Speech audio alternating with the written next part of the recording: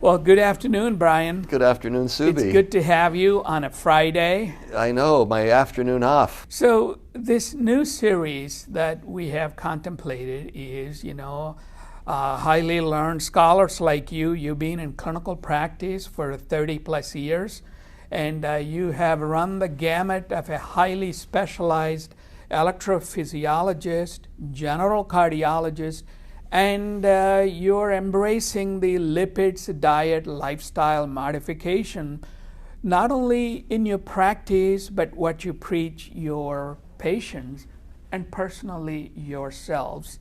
And that's the reason we are really pleased to have you inaugurate this A Walk with the Heart Doctor for a Healthy Lifestyle series.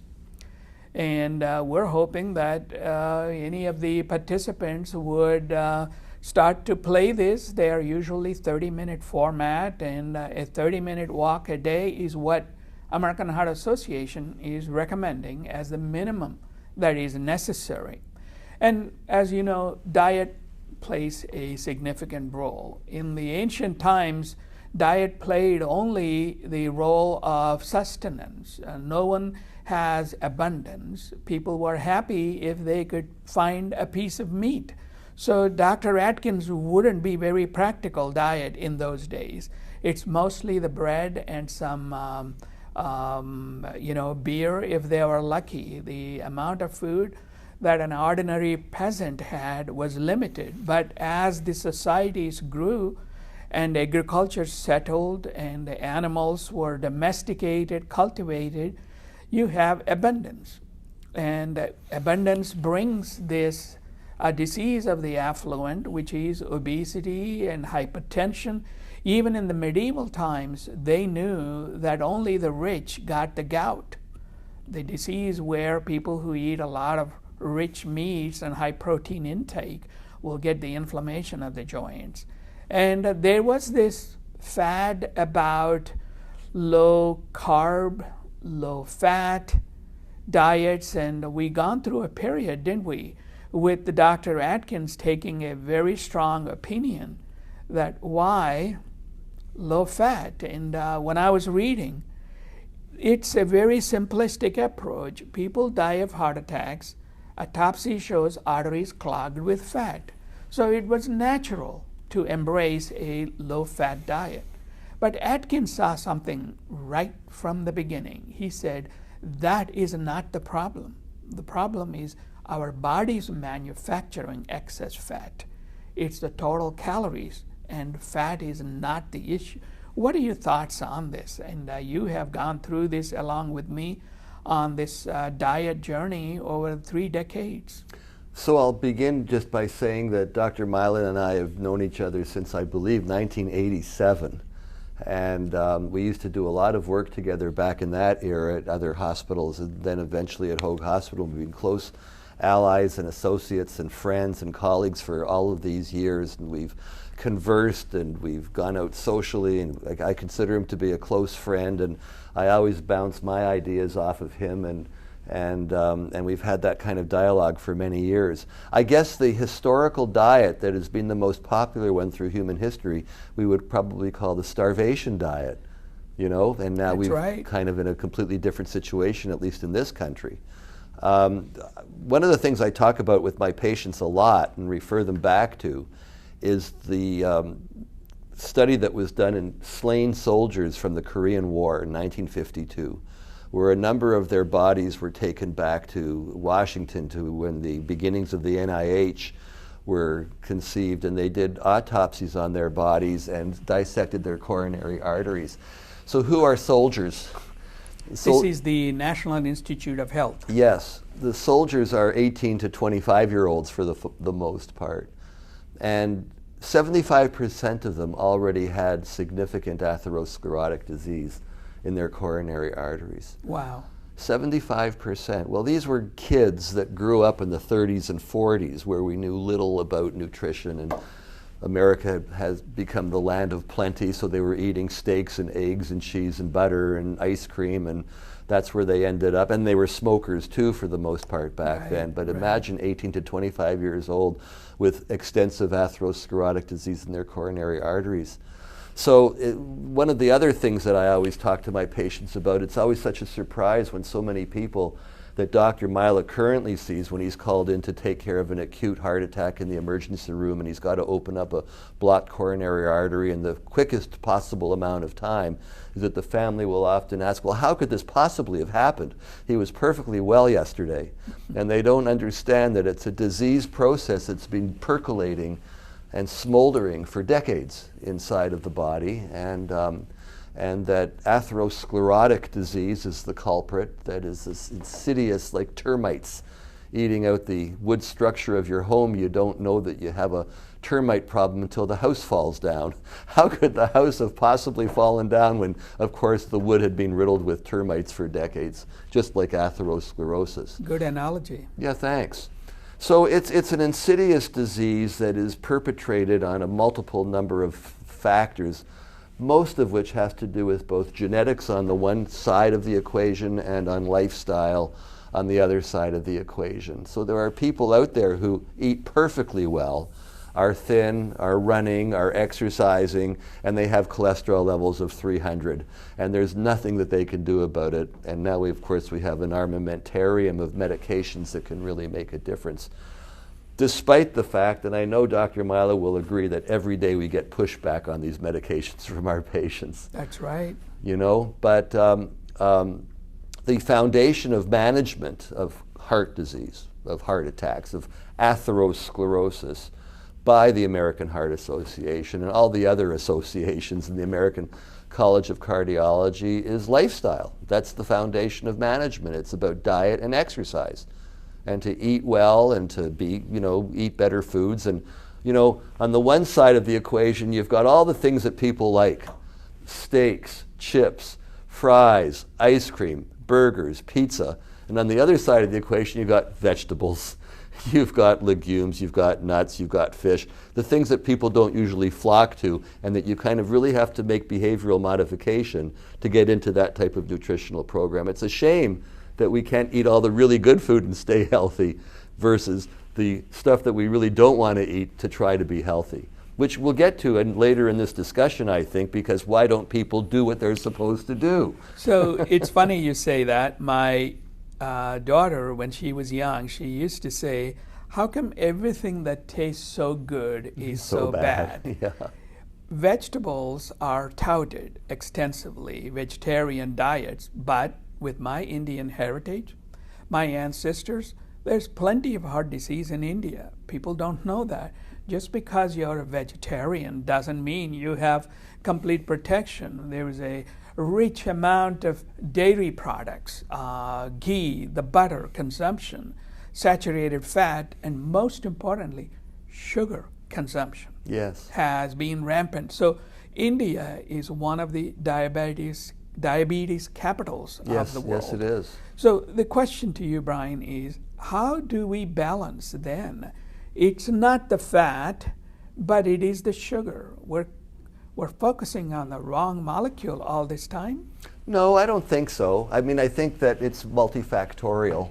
So yes, sugar is a big deal. The relationship of blood sugar and triglycerides go together, and often the triglyceride picture goes with high triglycerides, low HDL, and a lot of people know that the HDL is, quote, the good cholesterol. So you tend to genetically, the way the pathways work in the liver is that the HDL is driven low and the triglycerides are driven high. And most people combine their triglycerides being elevated with their blood sugar being elevated. So it's kind of that pre-diabetes, diabetes picture of what we call metabolic syndrome that drives that engine in terms of diabetes to hypertension to visceral fat to large bellies and so on and so forth. Whereas on the other side of the equation, you've got the atherosclerosis mediating lipids, which are I don't want to get too scientific about it, but it's your LDL, your triglycerides, your chylomicrons, your bad cholesterol, VLDLs, all the bad cholesterol that gets into the smooth muscle cells, around the smooth muscle cells of the artery wall and start displacing them. The whole thing of atherosclerosis is so multifactorial, because not only does it involve lipids, not only does it involve blood sugars in the diabetes picture, but it also involves all of these inflammatory products, because one of the first things we learned is that the LDL crosses across the lining of the artery into the artery wall where the muscle cells are, and they attach to macrophages, which are inflammatory cells, and then they're called something called foam cells, and they start leaking out these products that are inflammatory markers that we were very interested in. So not only is it a cholesterol infiltration problem, not only is it a blood pressure diabetes problem, not only is it a blood inflammation related problem, but it's also a blood clotting problem. And so it becomes very, very complicated. In terms of foods, I'm always bemused that so many people now are doing, quote, plant-based diets, vegan diets. On the other side of the equation, you have people frantically trying to lose weight on the paleo or keto diets. Yeah.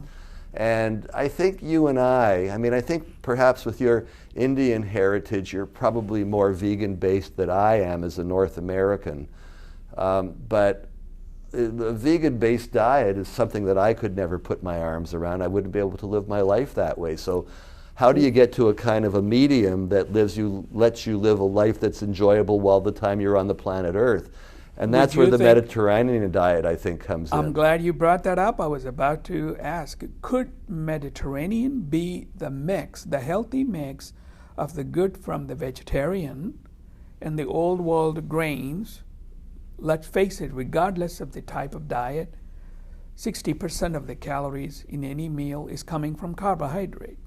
You can choose a basmati jasmine rice, 100% available calories, or you can go to the extreme of wild rice, quinoa, brown rice, or spelt, sorghum, the biblical grains, where only 50% of the calories are available with so much fiber. How do you balance this out? Tell me about the Mediterranean concepts. Well, it's a 3,000-year-old nutritional program that's been associated with a certain degree of longevity. Of course, in the Mediterranean world, I think the primary causes of death were war and destruction of human beings towards each other, and perhaps some starvation eras thrown in as well. Right. But you're absolutely correct. It's a diet that is extremely wholesome around vegan principles of fruits and vegetables and legumes and nuts and grains, but it also throws in oils, omega oils, olive oils, and then the high protein contents of fish and chicken. You could also get by with veal. And it seems to be a very well put together nutritional program. I have a textbook of medicine actually called The Mediterranean Diet, and it's a 1,500-page science medical textbook built around the Mediterranean diet. It's the only medical textbook I've come across around a nutritional program, and it has terrific attributes in terms of curbing the atherosclerotic developments. It has benefits of inflammation pathways and of anti-cancer pathways. It can boost immune function. It lessens, as we were talking about, the sciencey stuff that we talk about. There are these anti-inflammatory markers that have impossible words associated with them, like interleukin-6 and tissue necrotic factor and myeloperoxidase, things that are hard words to remember because they're complicated, but they're all various inflammation markers that gear up with certain types of foods, which are, as you know, steaks, meat, beef, too much alcohol, though alcohol is good for you at a lesser extent, dairy products, some of the gluten-related problems for people who have gluten-related issues, dairy issues, can all increase inflammatory markers, which you keep away from essentially in the Mediterranean diet. And it allows you the license of being able to enjoy a more wholesome and complete nutritional program that might be more enjoyable to eat, than, throw in a good cooked well-presented fish or chicken or various grains with it and vegetables. For me personally, it's just a better way to live life than eating a pure vegan diet, which, I mean, Subi knows this because he's been to our home. And I'll just back up on terms of the vegetables. And, as your daughter mentioned, like, why is all the good stuff bad for you and all the stuff you don't want to eat good for you? But I remember growing up in Toronto, my mother always overcooked vegetables. So all of the vegetables were always mushy and had lost all their taste, and I hated eating vegetables. And now I'm married to Vicky, and you've enjoyed her meals. She's like a Michelin 3-star chef. Yeah. And now I love eating vegetables as part of whatever she prepares in the kitchen. But we also will tell you that we will cook a steak in our home probably once or twice a month, and we'll go out and have a burger here and there, and we bring in pizza periodically. But we're living our life in a more complete way of smaller feedings, starting off with a breakfast, which is very important, not over-engorging at any particular meal, and putting together what we think is just a wholesome, health-oriented program. But you also have to enjoy living life. True. And when you mentioned pizza, that struck me. When you say Mediterranean diet, yes, the number one thing that comes up is pizza. But then you and I know the pizza that is available in America is not the Mediterranean pizza. Correct. We have large amount of calories, thick dough, yes, and plenty of cheese and toppings, yes, everything in overabundance. If you just need to look at the pizza, you can tell the gross national product of that nation. Yes. Italy, even when there is meat, it is extremely thin sliced prosciutto ham and a couple of dollops of cheese. Yeah, caramelized onions. Vegetables, and some olives and vegetables. Yes. The type of Mediterranean food, and also the soup portions are very small. And I always wonder, it may not be the Mediterranean diet, but it is the Mediterranean lifestyle, where your shoes wear out much more than the car tires. We walk tremendously out there in Italy. People there travel by foot a lot. That activity combination may be just as important as well. And I know we touched on the inflammation. Can you recommend, keep that in mind? We talked about moderation of the things you like, including the vegetables, but how you process and how you cook so you get the benefit and the taste. What would be a weekly diet for you or a heart patient should focus on? Oh gosh. I mean, that's a big, I'm not able to plan out 21 meals, Subi. But I think you base your... I guess that's the question. Should we even bother planning that way? I don't think so. I think it's what you shop and you put in your refrigerator and Yeah. then you put together. You know, I think that you get wholesome grains. I think you get, prepare your foods with a lot of olive oil. Get your omegas in. Omegas can be obviously purchased at Costco to take good quality fish 2 to 3 times a week. Some people are really into that. We're less so. But we always have a fish meal pretty much every week. Of all the various fishes, trout, tuna, salmon are your higher omega-3 laden sources, and depending on the salmon is the highest level of omega-3s. So it would be good if you like salmon, and build it around vegetables and some fruits that are less. There's a thing which I won't want to explain in any real detail on this venue, but there's something called the Glycemic Index. And it really pertains to fruits and vegetables and kind of what the carbohydrate / glucose content is in various food substances. And you've got to be very careful of kind of the white stuff. White rice, white pastas, potatoes are all quite high on glycemic index. and simple carbohydrate. It's kind of a simple carbohydrate marker. And we try to get people to cross over from simple white to complex brown. So your brown rices, less fried potatoes, brown vegetable-based pastas, as we say in Canada, and like zucchini pasta. Yeah, Yeah. or soy pastas. Yes. And so that's an important thing to do, which I try to communicate with my patients about. There is something to be said about the benefits of alcohol as an anti-inflammatory agent, clearly, but the caution and concern is the number of accidents and the inability to guess how much people have taken, especially around this holiday time. How would you moderate this, or is this something that needs to be balanced with the food as well? And there are those who consume alcohol and hardly eat much, and that's the one I worry about. In your clinical experience, sir, how much have you come across people who are successful at self-control? Very good point. I can extend that to the diet as well. So is this a portion debate? Are we talking about, does it really matter what you eat as long as you know how much you're eating, you're mindful of your calories, and you just take the minimum necessary? Most of us, I believe, eat to live, not live to eat.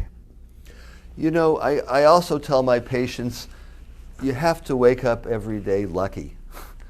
Because you could be trying to do all the right things and bad things befall you. And, or we've all had patients who live till 90 and they're way overweight and they smoke and they drink too much. And they have that attitude, you know.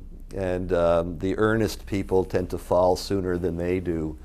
I think it's very multifactorial and complicated. I don't think that it's a question of debate of quality versus quantity. I think everything is kind of part of the stew in terms of overindulgence to lesser is better, to moderation, to correct choices of foods. One of the things about the Mediterranean diet that has always impressed me is that it's a nutritional program that has robust clinical data built around it. Correct. And two of the pieces of data, one was published in 2002 when Ferrari won the World Championship, and they won the Italian Grand Prix at Monza with the first and second place when the great Michael Schumacher was still racing, and it's called the Gisi trial. Right. And it's an Italian study. And then the other study that appeared in the later 90s was the Lyon heart study. And they were studies built on men post-heart attack and the incidence of repeat events, and on a strict Mediterranean diet built around olive oils and high in omega-3s. And the outcome data was very impressive. Yes. Not only was the cholesterol, that's the other thing I'd like to talk to people about, is why are you taking a cholesterol pill? And why are you taking a blood pressure pill? Is it to lower your cholesterol and to lower your LDL and to lower your blood pressure? What if I told you that if we could accomplish all of those three things, and it made no difference to whether you had a heart attack or not, and it made no difference in terms of the outcome of how long you would live for, why would we bother treating it? Are we just treating the number to lower the LDL? Or are we treating the number to lower the LDL so that we improve the outcome? And live longer. And live longer. Healthier. Yeah. And so both of those studies just showed in a very impressive way not only dramatic lowering of LDL and cholesterol markers, but improvements in not going back for a second stent or bypass, improvements in sudden death outcomes and mortality, all-cause and cardiac mortality. That's why we're so geared towards these medications and these lifestyle discussions, because it's not about lowering your blood pressure. It's not about lowering your cholesterol. It's about changing the future for you. And as I tell my patients, if you never show up you'll never know. And that's what they don't get. So many patients just don't get it because they argue with us about taking the pill. The statin can do this and that they read in Google or their barber told them, and they don't want to take the pill. And I say, you know, but when you're dealing with prevention, you don't have symptoms that you experience with high blood pressure. You don't have symptoms that you experience with high cholesterol until something happens. If you end up having a pneumonia, you'll take the antibiotic to get better. If you have cancer, you'll make yourself as sick as a dog to take the chemotherapy to try to survive. But the death rates of heart disease are higher than all of cancer and pneumonias combined in our country. 2019 data just came out. Yeah. The number one death is coronary artery disease. 1/3 of all deaths in the United States. Yep. 2.8 to 2.9 million people die in the United States every year. What do you say then, the missing factor? There's plenty of information on diets, health, lifestyle, and the statistics are staggering. America has gotten fatter, even though everyone is eating healthy food.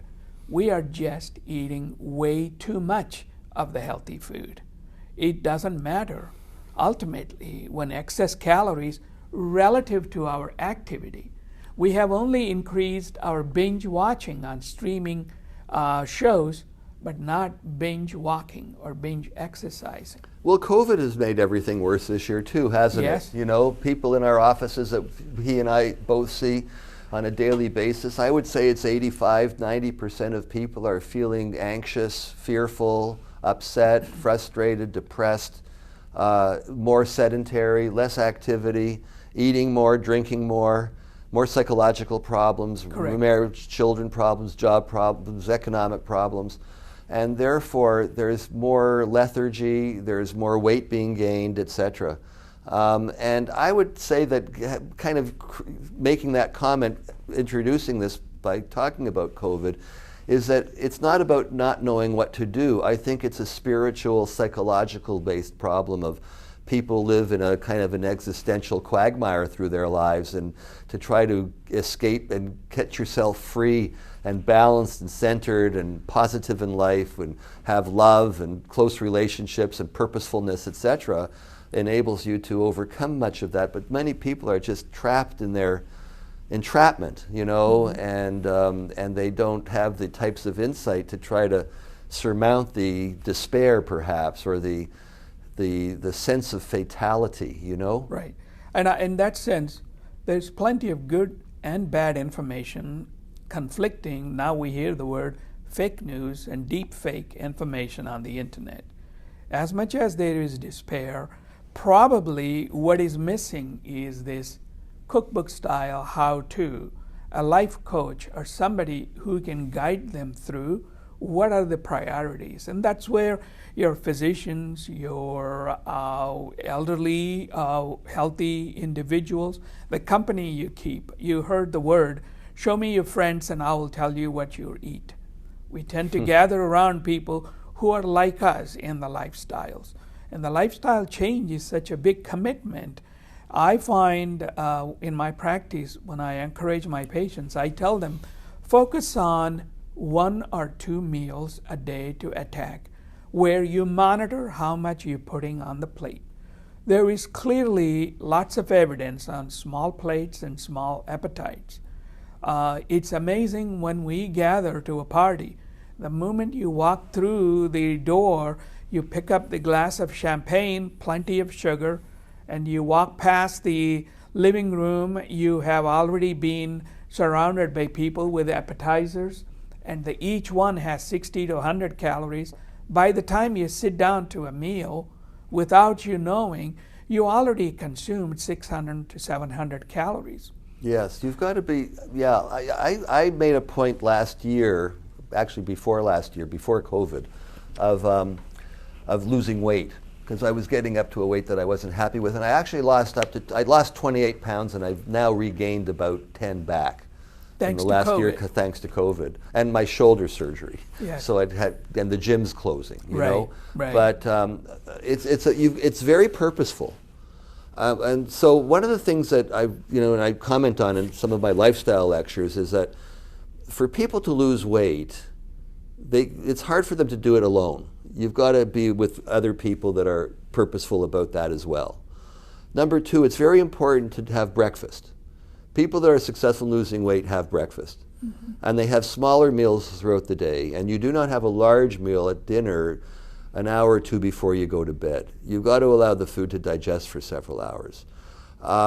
People will keep a journal, perhaps, and kind of track the types of foods they're eating so they stay purposeful. They're out walking and being more active during the day rather than being fully sedentary, and they watch less television. That's a great point. And if you decide to watch TV, make sure you have a stationary bike, and you probably have an iPad that you can watch a TV series and be riding the bike. Continue to be riding the bike. Sure. The same thing with a treadmill or going out on the street with an audio book that you're listening to or the music. So can I say? Yes. There's a big difference between going for a walk and going for a walk. In that most people that go for a walk are just merely strolling along. To go for a walk, for an exercise routine, you've got to do very purposeful walking, because it's very hard to lose calories with exercise, whereas it's very easy to gain calories with food. You know why they say abs are made in the kitchen, not in the gym? Yeah, so like one good-sized piece of pizza or one nice slice of chocolate cake will be anywhere from 400 to 800 calories. And to lose 400 calories exercising is very hard work. You've got to be on that treadmill at 8 miles an hour or 4 miles an hour up 15 degrees and banging it out for 20, 30, 40, 50 minutes. To lower your triglycerides and your blood sugar is fairly easy with shorter bursts of exercise. I'm talking about a half an hour. But to raise your HDL is hard to raise. And you've got to put in usually over an hour. It's funny you mentioned that. Yeah. In your United Kingdom, yeah, on the nutritional labels, they have a column, they call it walk-off calories. So if you order a slice of pizza, on the box it will say it has 280 calories. 3,000 steps. And then in the walk-off calories would be 1 hour walk. Yeah. And then running will be at such a speed. Yes, yes. So the idea being that as you consume in the calorie, you know if you want to maintain a zero balance, this is a very effective guide. You're going to have to, is it worth it that much? Do you have the time to walk an hour or just eat half the slice of pizza and have the best of both worlds? Yes. So I want to conclude this topic by asking you, what is one take-home message you want to give to our listeners as a starting point in their journey? I would say probably the most important thing is to move your body. Move your body. I mean, exercise figures around 4, and if you include mind, 5 components. And the 4 components are aerobic fitness, which is moving your body. So you could be gardening. You could be dancing. You don't have to go to the gym and be on a treadmill or a stationary bike. You can go on a hike. You can be in a swimming pool. You can be playing with your children. But by being active and moving your body, you're getting some degree of aerobic fitness. I always tell people after that is done, your body and your muscles and your blood flow have all warmed up and you're getting better blood flow. Now it's time to stretch. So you have to put some stretching into your body because that helps the fluidity of your muscles and the fluidity of your joints, particularly with aging. Thirdly is the maintenance of muscle power. So you've got to do some resistance training. And fourth is, particularly as you get older, it's balance. You've got to do balance exercises as you get older because you lose your balance centers in your brain with aging. You don't want to break your bones by You don't want to break your bones. And then fifth, of course, is your mind. You know, how do you maintain your intellectual edge? into your 70s and 80s, and so many people lose it, you know. You can learn to play chess. You could learn to play chess, you could do crossword puzzles, you can play the piano, you can engage with reading and discussion like we're having, you know, because you've got to exercise your brain as well. Fantastic. I would close by adding, be mindful. What is not measured is not changed. If you're not mindful of how much food you're putting in, how much activity you're engaging in, you will not be aware how many calories you consumed. So those are the important things, and thank you for joining on this. Thank you for inviting me.